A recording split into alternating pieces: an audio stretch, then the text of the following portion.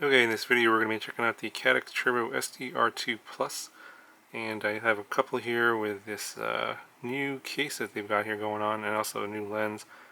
And I don't think these are available in a lot of the stores yet, like Gearbest or Banggood. I think they're going to be sold directly from the Caddx website at first. There's these two styles, and then there's another style here, and I think there's others. This is sort of camouflage look here.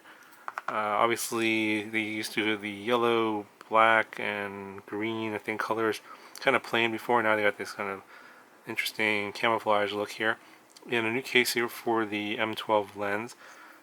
This is actually their Turbo Eye lens, I believe. Yeah, it's called Turbo Eye. It's a pretty big M12 lens here. Of course, the bigger case for the bigger size lens. If you look at this, is the older SDR1. The SDR2, the non-plus version, is based on the same case and M8 lens, so you can see the size difference here. And a much bigger lens on the plus version. Same 4-pin connector on the back, same voltage range, 5 to 40 volts.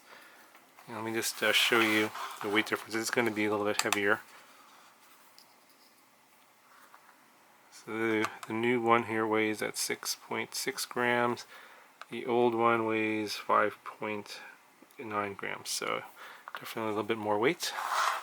In terms of the rest of the stuff you get in here, you get the same kind of wiring harness and the OSD controller that you had before.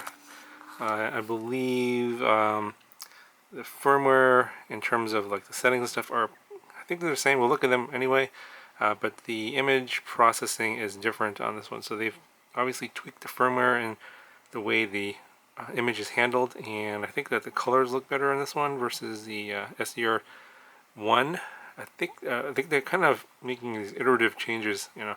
So they went from the SDR1, and then they had the SDR2, and then they had a little bit better colors there. I think in this one here, the SDR2 Plus, even better. And I think maybe possibly the lens has something to do as well. It's a bigger lens, of course, and more light's getting in, so that helps.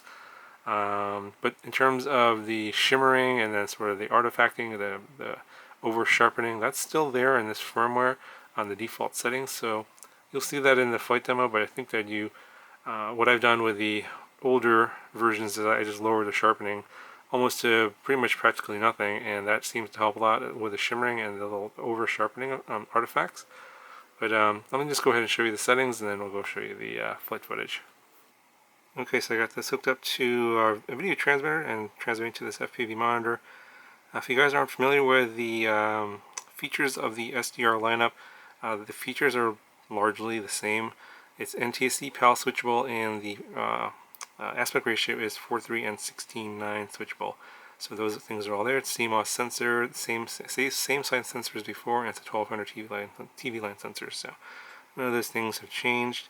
I'm just looking at the field of view of the image here, and that looks pretty much the same as the SDR2. Pretty wide horizontally, but vertically not quite as wide as a lot of 4:3 sensor cameras like the Predator, for example, and even the Caddx S2, for example. That's a 4:3 sensor, and that has a much wider field of view vertically. So if you're looking for a vertical field of view, then you're probably not going to like this camera. But if you're have a goggle that's a 16:9 aspect ratio goggle like the one I fly, the Dominator V3, and this image actually looks really good in your goggles. So okay, so I put the lens cap on here so that we can actually see the menu items and the settings, and all these look the same. Automatic exposure, they have brightness in here, and some of these are set these standard settings here. I don't know what's different between this and the older versions. I'm just going to fly this as it came from the factory, as I always do for all of my reviews. I don't change any of the settings. So this is going to be whatever it came out of the box. That's the way I'm going to fly it, and that's what you're going to see it. And I think most of the settings are here under Image Enhance. Yeah, so here everything, contrast, sharpness, color gain, all automatic, and then noise reduction is manual, set to 0. And here under video settings, yeah, you can change your standard from NTSC and PAL, and the image ratio 16:9 or 4:3. And you can change your language here, all that's the same. So yeah, it doesn't look like there's any new menus here, so that's all the same as before.